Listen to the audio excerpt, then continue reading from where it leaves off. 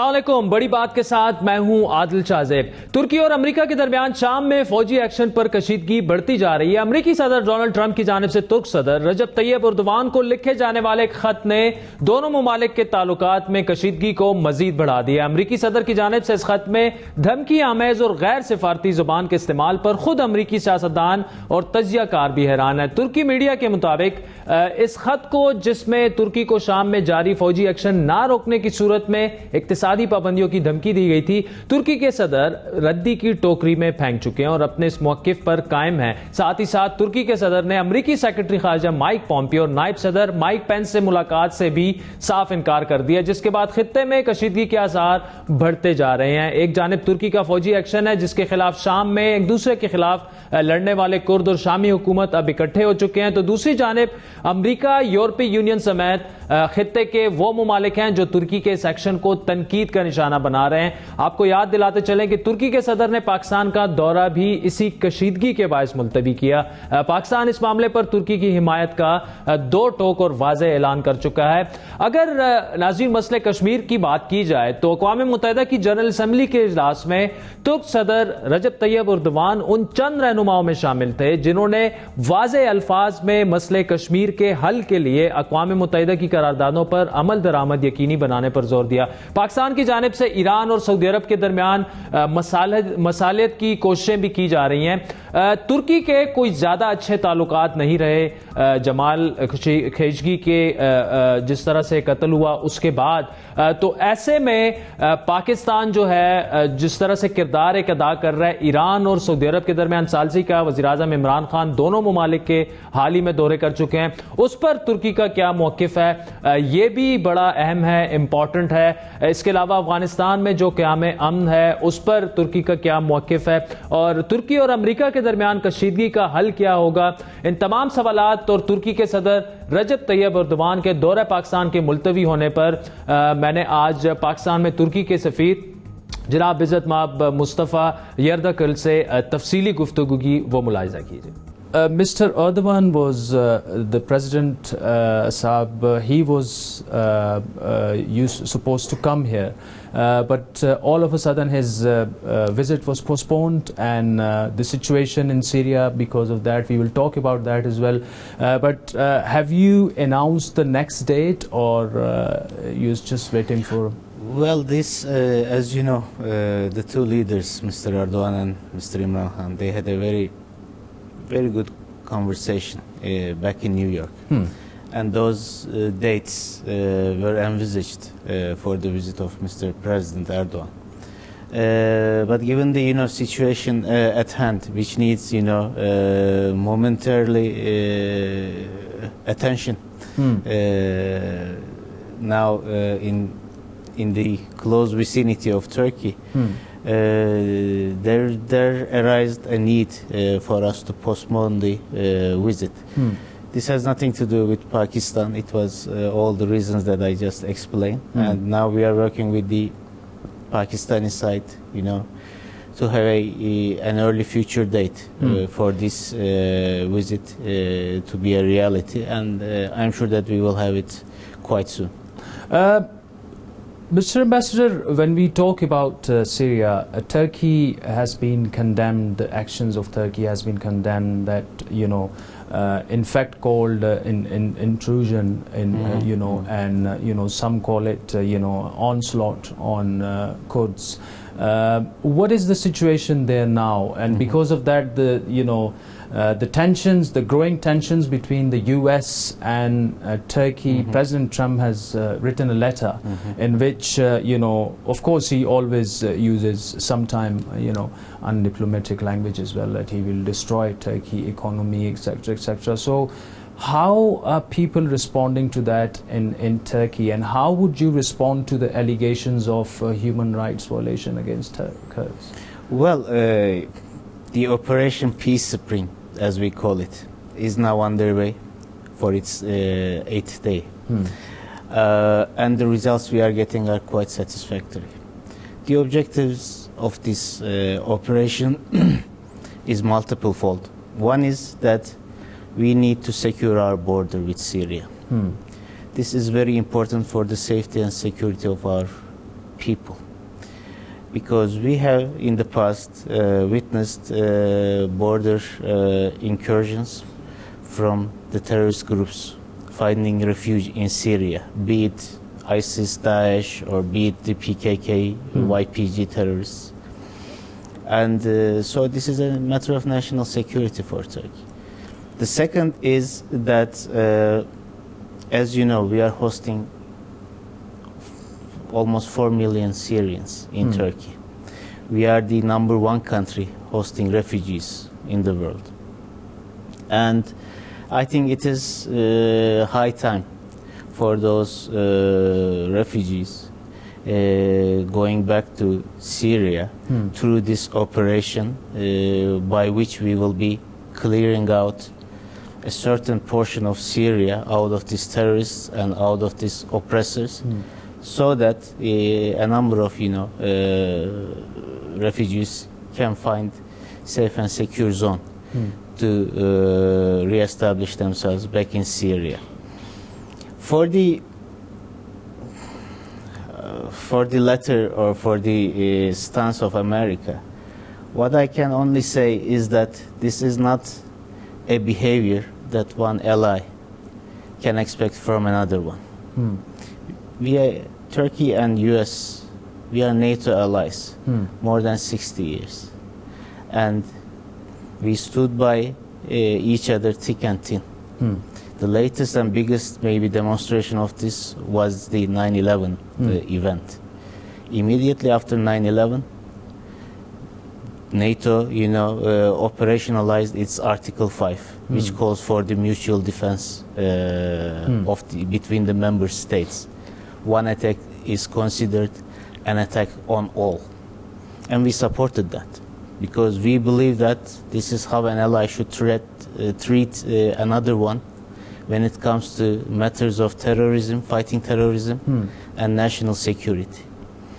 What we are doing is for our national security, for the security of the Syrians. Your Excellency, it's you were saying you were seeing all this operation, etc.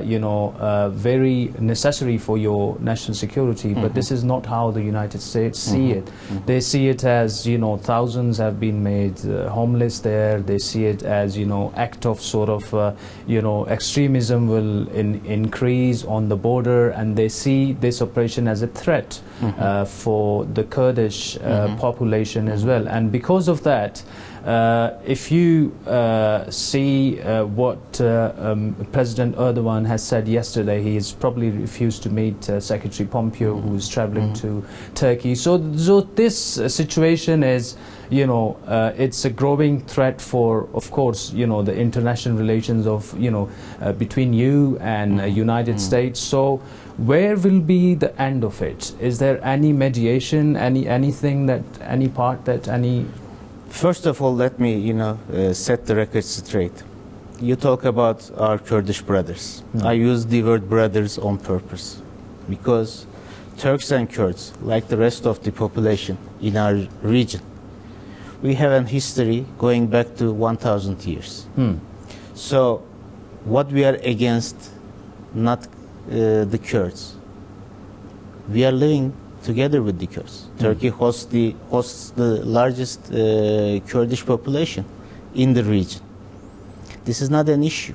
We have been hosting 300,000 Syrian Kurds from the start of these events in Syria back in 2011-12.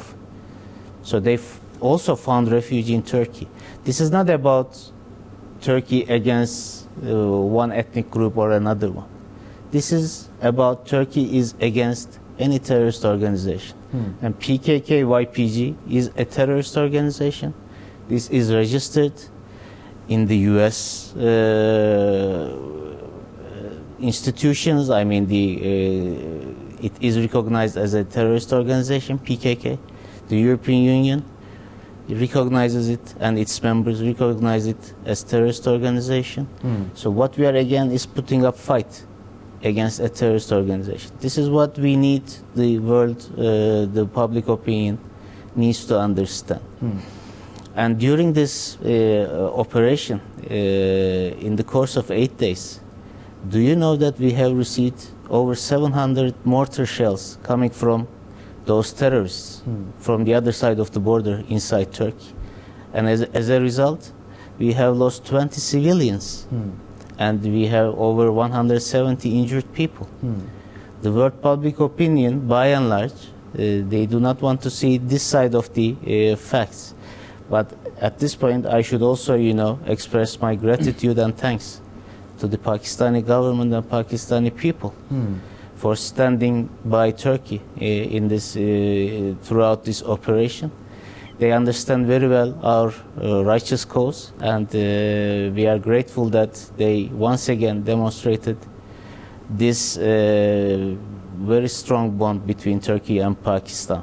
All this situation is hurting Turkish economy. Like United States have imposed some, sanctions against key people in Turkey, and they've increased tariffs, etc. as well. And as President Trump has already said, we will destroy your economy. So, which way is gonna go? Is Turkish economy that strong? I know Turkish nation is very resilient, but. Brother, we are a resilient nation. We demonstrated it, time and again over our thousands of years of history in the past. And the latest example was last year, when we have been subject to a financial attack. Remember August 2018. We have went through again a bottleneck time. You've been threatened for another financial attack. Threats, threats might be there, but what we are looking forward. When it is about national security, we do not have any concessions to give to anybody, and the support of the Turkish people to this operation and clearing out these terrorist elements is there. Being a resilient nation, being a strong economy, I have no doubt that we will overcome any hurdle, any obstacle that might be put on our way. I am confident. When we talk about Kashmir, not many countries are willing to publicly, openly condemn the human rights violation there and what's happening to millions of Kashmiris right now, because India is supposedly an emerging economy, it's a big market, but Turkey has always stood by Pakistan when it comes to Kashmir. Is it because of people's pressure internally in Turkey that they expect whoever the ruler is, or is it President Erdogan's own stance? The question of Kashmir, the Kashmir issue, time and again, for a long time, what we state through our statements and all those, public appearances is that, there is an issue there. This was even before Pulwama, because we also condemned Pulwama incident. We extended our, condolences to the Indian government. We do that because we have friend relations with India. But it was, I think, only Turkey when Pulwama happened, through our statements that, which underlined that there is an underlying issue to all those terrorist attacks or all those developments happening, and that's the Kashmir issue. And we are a long advocate of Kashmir issue to be resolved between India and Pakistan through dialogue and, under the guidance of the relevant United Nations Security Council.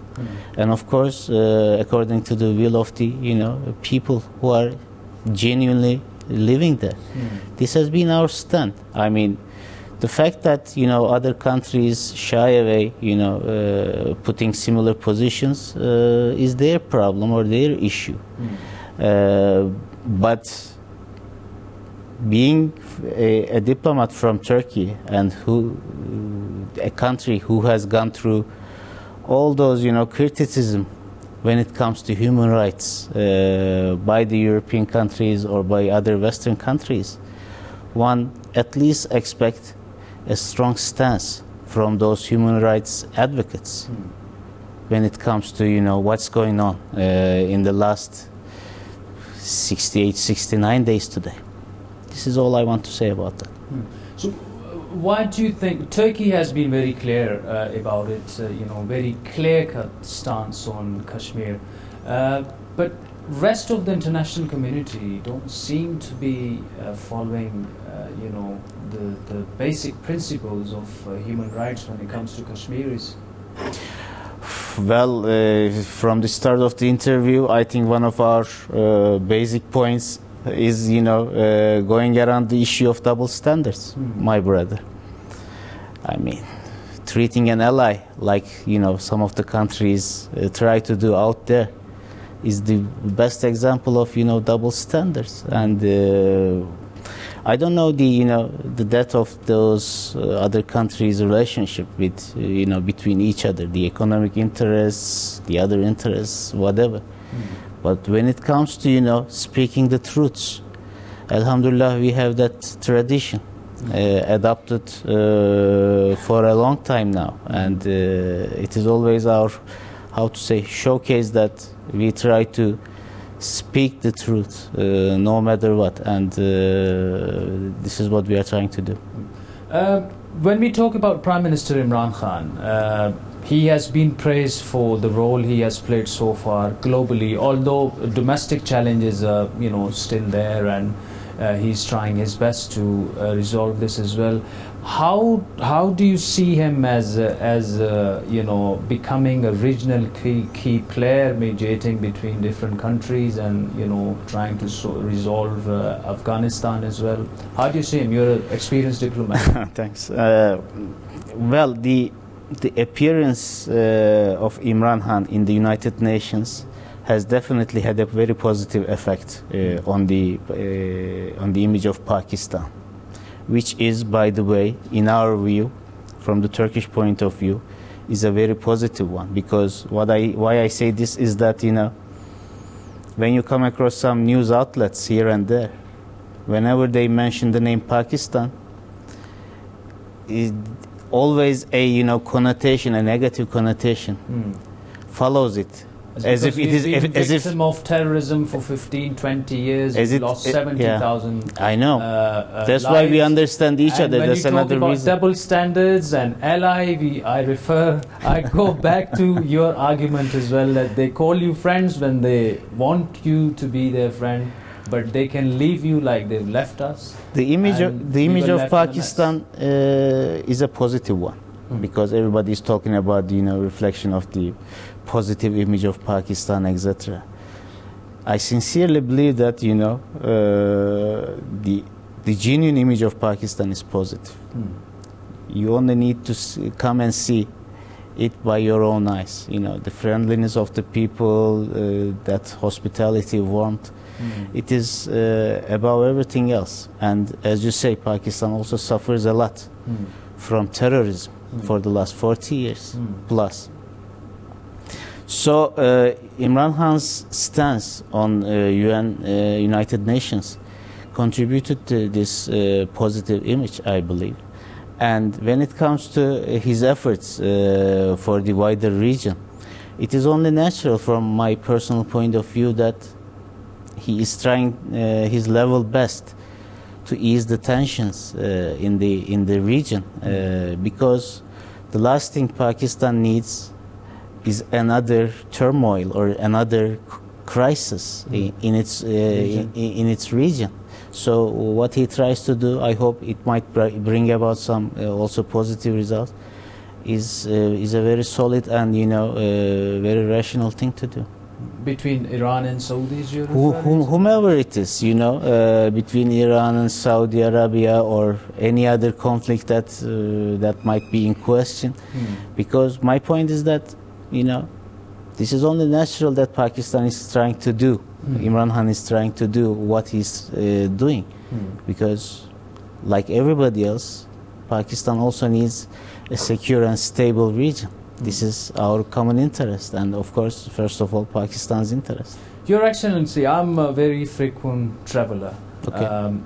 I've been to Turkey a couple of times. Perhaps one of the few countries where when you say you're from Pakistan, it's just the attitude completely changes, and it's every city you go to, every person you meet, child, whether young, older people. What is the reason behind that? Is it the shared and common history taking us back to the Khalifa moment, and after that as well? It's just very soft and positive image, and the response you get, the warmth and hospitality. I mean, of course, history has a role to play in that. Also, the social and cultural ties existing between this region and Turkey goes back to hundreds of years. So those are the issues or facts lying behind this brotherhood. But in the near history, especially during the last years of Ottoman Empire and the emergence of the Republic of Turkey, the Muslims in the Indian subcontinent, yes. What they have done for us, what they have spared for us, as donations, as feelings. This is something that we will never ever be able to forget, the Turkish people. That's why we cherish the friendship of Pakistan. That's why this is always a living memory in our minds. And my only prayer is that, inshallah, this will stay as it is for the generations to come. Inshallah. What can be done to further enhance and improve the ties between the two brotherly countries? There must be something that you come up with. Brother, we have a very good, relations already. Basis. Yes. You talk about the social and cultural, affinity. Our political relations has always been excellent. So it is high time that we cash in, if I may use this term, all those positive factors to a more intertwined economic, commercial and investment relationship between the two countries. We are determined to do that. And inshallah, what we have prepared for this, upcoming or yet to be decided president's visit is that we will be signing a strategic economic framework document. This will encompass almost all areas of, bilateral exchanges, economic, investment, potential areas of, cooperation, cultures, all those issues. So that will provide us a very solid legal basis to move on. What I also can report to you is that the Turkish investors, they discover Pakistan by every passing day. The interest, the appetite on the Turkish investors are there. They are finding their, ways to Pakistan, coming here, establishing themselves here, and this is a very good prospect that we wholeheartedly support, because Pakistan is a country which has an enormous potential. I know that you hear this word potential a lot, but it is a fact. Pakistan, with its population, young population, with its resources, with its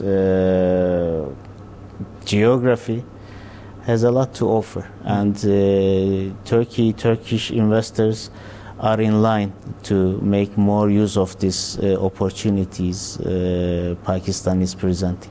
There was a talk of mutual TV stations to combat Islamophobia. What will be the mechanism? Who will be heading it? Because there is a TRT already. So why is the need for there is a Pakistan television and there is? Well, the idea. It was decided between the three leaders during their interaction in the United Nations. And I believe that it's the right thing to do, because coming up with the right narratives is very important in this age of information.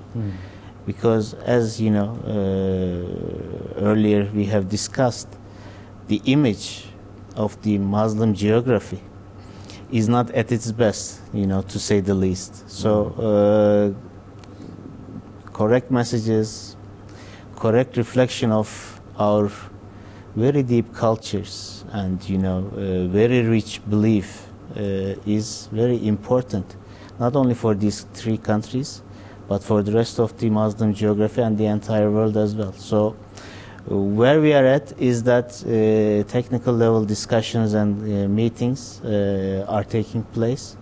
So they will inshallah come up with some concept how to make this. So it hasn't been decided yet where the head office will be, and those technical discussions are ongoing. But what is important is that three leaders came to an understanding that we need an English TV channel to resonate how we feel about the world, what we think about these contemporary developments, how rich our culture, our religion, our ties are. So this will be a good amplification at the end of the day. And again, this is a very important initiative that we need to see through. TRT World has been facing some problems from Twitter and Facebook and a couple of other Muslim countries as well. Well, it is again a demonstration of the biased attitude coming from some particular corners around the world. I just cannot understand why TRT World, being a very prominent news outlet, is facing such difficulties. Because if you try to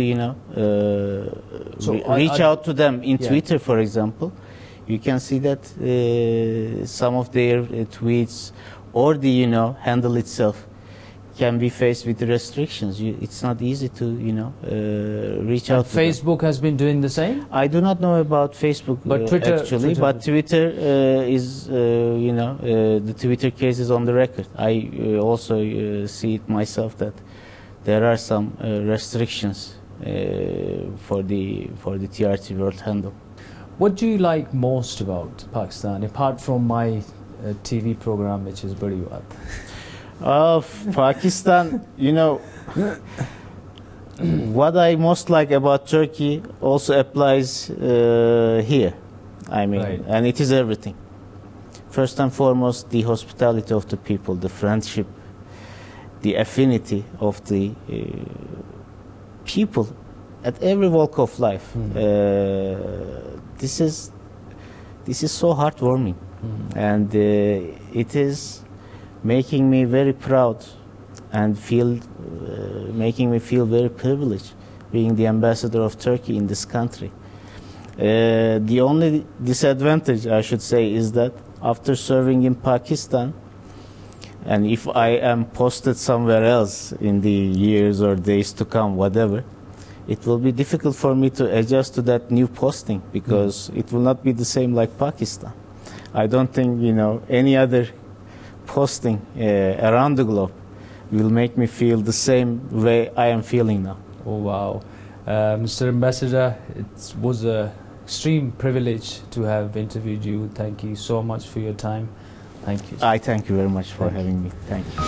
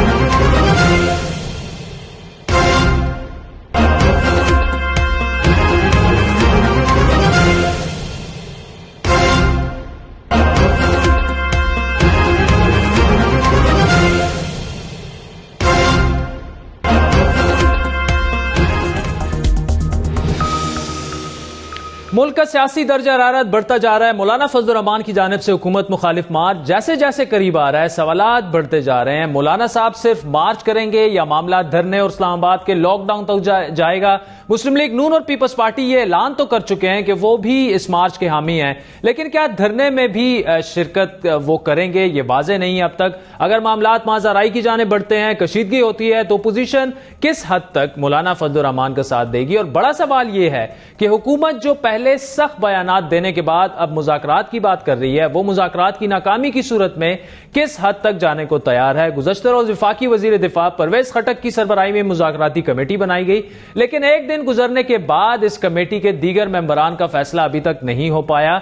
ना अभी तक ये वाज़ेह है कि इस committee का mandate क्या होगा, ना ही किसी अपोजिशन जमात से अब तक राब्ता किया गया, जबकि मौलाना साहब के मार्च में अब सिर्फ 10 दिन बाकी रह चुके हैं। ऐसे में मुज़ाकरात शुरू होने से पहले ही नाकाम होते दिखाई दे रहे हैं, क्योंकि दोनों जानिब से ऐसा मौक़िफ़ अपनाया जा चुका है जिसमें लचक दिखाना नामुमकिन नजर आ रहा है। मौलाना साहब इस्तीफों का मुतालबा कर रहे हैं, वज़ीर आज़म से मुस्ताफ़ी होने का मुतालबा कर रहे हैं, नए इंतखाबात का मुतालबा कर रहे हैं। हुकूमती अरकान ये कह रहे हैं कि इन दोनों मुतालबात पर बात या मुज़ाकरात होने का सवाल ही पैदा नहीं होता। मौलाना साहब का मुतालबा क्या है, इसके ऊपर भी एक थीसिस लिखना चाहिए कि आखिर वो चाहते क्या है। इतने चीख गवेरा तो अब मौलाना साहब है नहीं कि वो अपना सबूत जो है वो अपना ले रहे हैं, इस्लामिया ले रहे हैं। वो क्या है, उर्दू का मुहावरा है ना, बिल्ली के ख्वाब में चीचड़े। सवाल यह है कि फिर बात किस बात पे होगी, और इससे भी अहम सवाल यह है कि क्या हुकूमत मौलाना फजल रहमान और दीगर जमातों से बातचीत करने में संजीदा भी है या नहीं। गुज़श्ता रात परवेज खटक साहब ने बड़ी बात में दो अहम बातें की। उन्होंने तस्लीम किया कि हुकूमत ने मुज़ाकरात करने में देर की, बहुत पहले ये मुज़ाकरात शुरू हो जाने चाहिए थे। और दूसरा ये कि हुकूमती वज़रा को हिदायत जारी की गई हैं कि उन्होंने जो पहले गैर जिम्मेदाराना बयानात जारी किए, जिसकी वजह से मौलाना साहब काफ़ी नाराज़ हुए, अपोजिशन के बाकी रहनुमा नाराज़ हुए, उससे फिलहाल परहेज किया जाए। तो मैं तो क्योंकि इन सबके साथ मेरे अच्छे ताल्लुकात हैं और मैं भी चाहता हूँ कि मुल्क के में जो मसले हैं या कोई ऐसे इश्यूज हैं हम उनको मिलकर हल करें। लड़ाई झगड़े से कुछ भी किसी का हाथ नहीं आएगा। तो मुझे उम्मीद है कि अगर देर भी हुआ तो मौलाना साहब बात करने से मुझे नहीं समझ रहा कि सियासी आदमी बात ही करना छोड़ दे, कि जो लोग बयान देते रहे हमें ये बयान स्टॉप करने पड़ेंगे, क्योंकि जब बात शुरू हुई है, क्योंकि जब एक दफा झगड़ा शुरू होता है तो डेफिनेटली दोनों तरफ से कुछ सख्त बयान आते हैं। एक तो सियासत हमारी मुल्क की भी ऐसी बन चुकी है। अब नाज़रीन, आपने परवेज खटक साहब को सुना। कल उन्होंने सिर्फ 24 घंटे अभी गुजरे हैं, उन्होंने बड़े कैटेगोरिकली, आपने खुद भी उनको सुना, वो ये कह रहे थे कि वज़ीर आज़म ने सबको कहा है कि जी आप माहौल ठंडा रखने के लिए बयानबाजी से, गैर जिम्मेदाराना बयानबाजी से परहेज करें। सियासी कशीदगी के माहौल में यकीनन बयानबाजी से परहेज किया भी जाना चाहिए, उसके बाद ही बातचीत का माहौल बन सकता है। इसके लिए दोनों अतराफ से लचक का मुजाहरा भी करना होगा, जो होता नजर नहीं आ रहा। जमीयत उलमा इस्लाम की जानिब से आज वजीर आला खैबर पख्तूनख्वा महमूद खान के बयान के खिलाफ उनके आबाई इलाके स्वात मट्टा में मुजाहरा किया गया, लेकिन दूसरी जानिब इमरान खान वजीर आजम पाकिस्तान, जिन्होंने बकौल परवेज खटक साहब के वज़रा को गैर जिम्मेदाराना बयानात से मना कर दिया है, उन्होंने आज खुद एक दफा फिर वो किया जो उन्हें मौजूदा हालात में बिल्कुल नहीं करना चाहिए था। हम वैसे फजल रहमान के लोगों को भी कर्जे दे देंगे अगर वो मेरिट के ऊपर आ गया।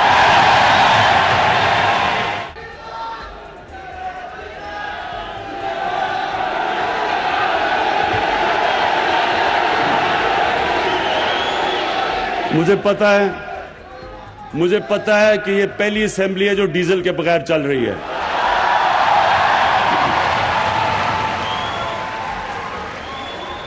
और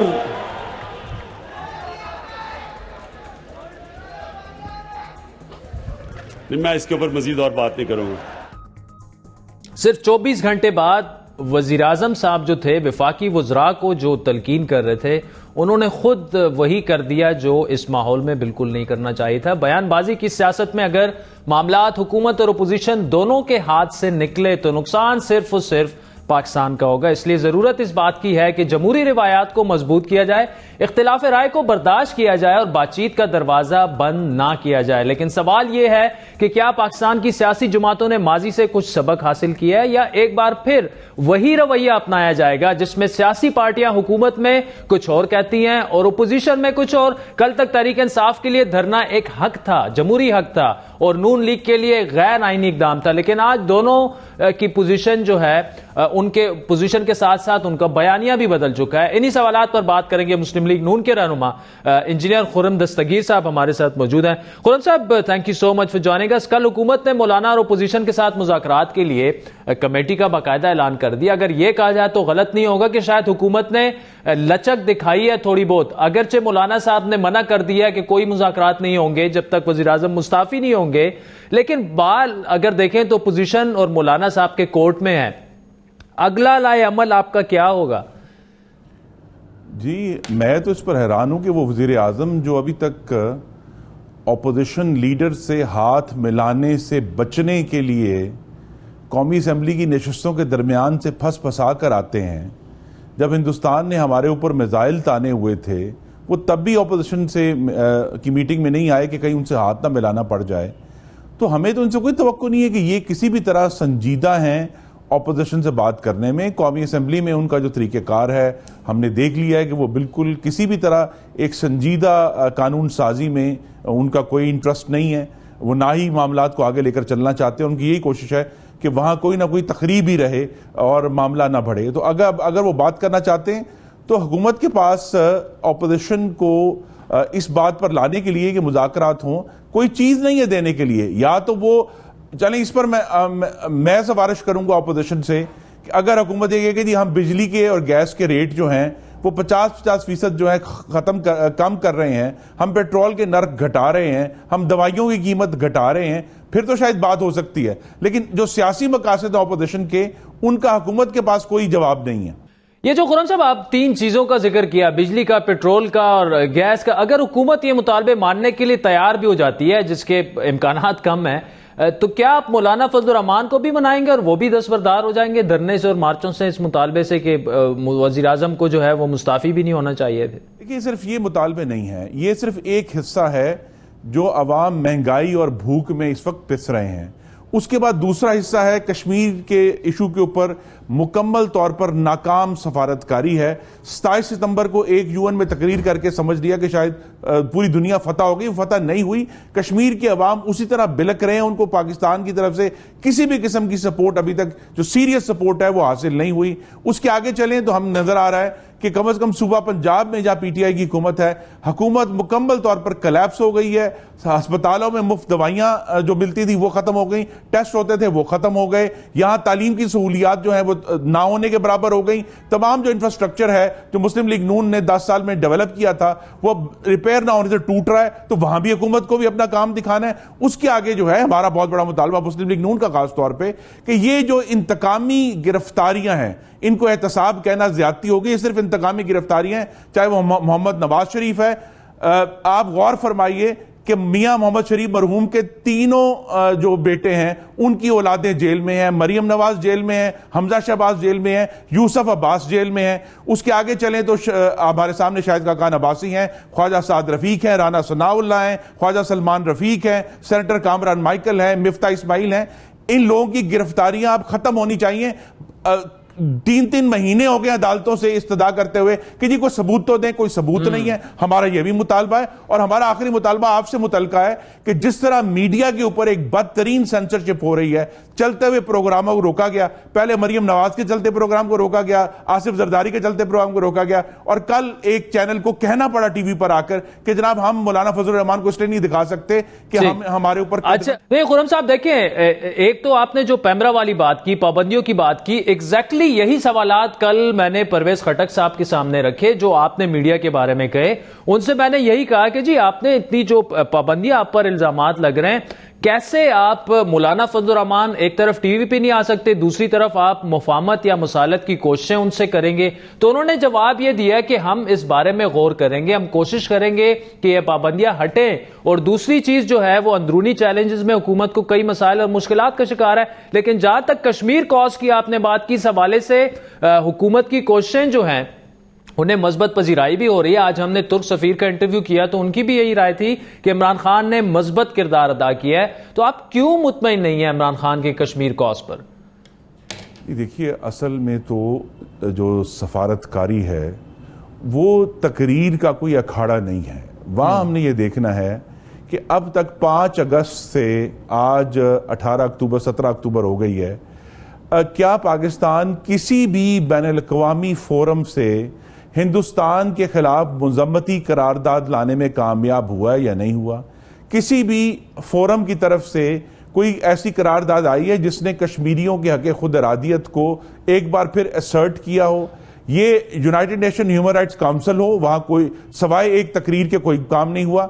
चाहे यूनाइटेड नेशन सिक्योरिटी काउंसिल हो, मुझे याद है 15 अगस्त को एक गैर रस्मी मीटिंग हुई थी, उसके बाद यूएन सिक्योरिटी काउंसिल में हमने कश्मीर का नाम तक नहीं सुना, अभी इतने दिन हो गए। और उसके बाद ऑर्गेनाइजेशन ऑफ इस्लामिक कॉन्फ्रेंस जो OIC है, जिसमें जब इस्तांबुल में 2016 में सदारती इजलास हुआ था, तो कश्मीर के उस एलानिया में कश्मीर के ऊपर 6 जामे पैराग्राफ थे, जो अब आके इस साल मई में जब मक्का में कॉन्फ्रेंस हुई तो एक रह गया। तो हमें कहीं भी तरफ से अभी तक वो सफारती सपोर्ट हासिल नहीं हुई। अगर तुर्की हमारा एक दोस्त, वाकई बरादर मुल्क है, वो हमें सपोर्ट करता है, ये बहुत अच्छी बात है। लेकिन मुझे दुख से कहना पड़ेगा कि बाकी दुनिया को कन्विंस करने में ये PTI की हुकूमत यकसर नाकाम हुई है। और अब तो ये देखिए 27 सितंबर की तकरीर के बाद वो हमें कोई कश्मीर की हरकत करते हुए भी नजर नहीं आ रहे कि वो ये कहें अच्छा जी हम कोशिश कर रहे हैं कि हम यूएन सिक्योरिटी काउंसिल में करारदाद लेकर आएंगे। एक खामोशी से छा गई है, जैसे सिर्फ एक तकरीर जो है वो तमाम मसलों का और कश्मीरियों के जो गहरे जख्म है उनका हल था। चले खुरम साहब, हुकूमत तो ये कह रही है कि आप लोग पोजीशन जो है वो कश्मीर कॉज के वैसे ही पीछे पड़ गई है। मैं वापस उसी तरफ आता हूं। कल आप लोगों की बड़ी अहम मीटिंग होने जा रही है। मुमकिन तौर पर यह इम्कान है कि आप ऐलान कर देंगे मौलाना साहब और शहबाज शरीफ साहब इकट्ठे मिलकर। क्या अभी तक तय पाया है कि आप धरने में बैठेंगे या सिर्फ आजादी मार्च में जो है वो शिरकत करेंगे? कुछ आइडिया दे सकते हैं? जी देखिए, आपको मालूम है कि हमारी एक टीम जो है मोहम्मद नवाज शरीफ का खत लेकर मौलाना के पास भी गई थी। कल वो शहबाज शरीफ साहब से मुलाकात कर रहे हैं। तो उसमें गालिब इम्कान तो यही है कि मुस्लिम लीग नून अपने कायद मोहम्मद नवाज शरीफ के हुक्म के मुताबिक इस धरने को मुकम्मल तौर पर सपोर्ट करेगी। उसमें जरूरी नहीं कि धरने में हम बैठे भी, लेकिन उसमें जो उसकी जलसे होंगे, तकारीर होंगी, अवाम का जो उसके अंदर शामिल होना होगा, वो इंशाल्लाह मुकम्मल तौर पर हम शमूलियत करेंगे इस प्रोटेस्ट में। क्योंकि ये जो हुकूमत है, ये हमें नहीं भूलना चाहिए चोरी शुदा मैंडेट के नतीजे में। अच्छा खुरम साहब, जहां तक मैं समझ पाए तो आप धरने को सिर्फ सपोर्ट करेंगे, बैठेंगे नहीं। तो ये तो सिर्फ इखलाकी मदद होगी जो बिलावल भुट्टो ने जिस तरह का ऐलान किया हुआ है। जी नहीं, हम आएंगे वहां, हम आके उस जलसे शिरकत करेंगे। मुख्तलिफ इलाकों से मुस्लिम लीग नून के जो कारकुनान हैं वो उसमें शिरकत करेंगे। वो आकर जो है रोजाना जो उसके अंदर जो एक्टिविटी होगी उसका हिस्सा होंगे। तो हम इसको बहुत सीरियसली सपोर्ट करेंगे। अच्छा, कल परवेज खटक साहब ने हमें ये बताया कि वो मौलाना साहब और बाकी अपोजिशन से भी बात करेंगे। कोई अभी तक किसी किस्म का राब्ता हुआ है? क्योंकि उन्होंने आज भी ये कहा कि हमारी बातचीत का आगाज हो गया है। मैं ये बताना वो नहीं चाहते थे कि किससे हुई है, क्या हुई है, कब हुई है। कुछ इतलात हैं आपके पास नून लीग से, कोई राब्ते?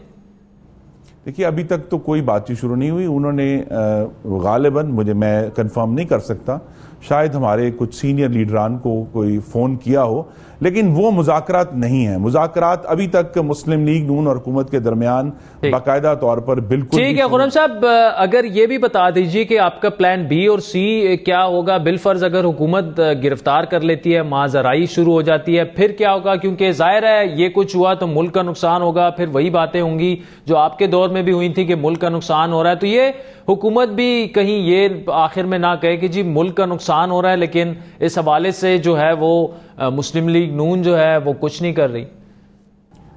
मुल्क का नुकसान, अगर मैं आपको आज की खबर सुनाऊं कि पूरे मुल्क में आटा मजीद महंगा हो गया है, और ये उसके बाद है जब पूरे मुल्क में अशियाई खुर्दो नोश जो हैं वो मुतवसत तबके की पहुंच से भी बाहर होती जा रही हैं।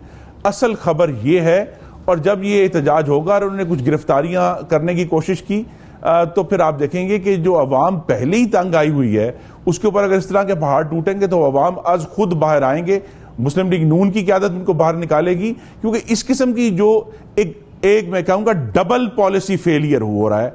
एक तरफ इस्लामाबाद में जहां इकोनॉमिक पॉलिसी और फॉरेन पॉलिसी का बहुत बड़ा इन्हदाम है, कलैप्स है, उसी तरह लोकल सतह पे भी इन्हदाम है कि ये वो लोग हैं ना उनको रोटी मिल रही है, ना उनको मुफ्त दवाई मिल रही है, ना उनके बच्चों को सरकारी स्कूलों में तालीम मिल रही है। तो वो फिर जब हुकूमत इस तरह के हथकंडे इस्तेमाल करेगी तो फिर एक लावा उबलेगा जो शायद किसी के कंट्रोल में ना। इंजीनियर खुर्रम दस्तगीर साहब, thank you so much for joining us. नाज़रीन, आज के प्रोग्राम पर आपकी फीडबैक के मुंतजिर रहेंगे। हमारा ट्विटर हैंडल है @बड़ी बात। मुझे मेरी टीम समेत इजाजत दीजिए। खुदा हाफिज़।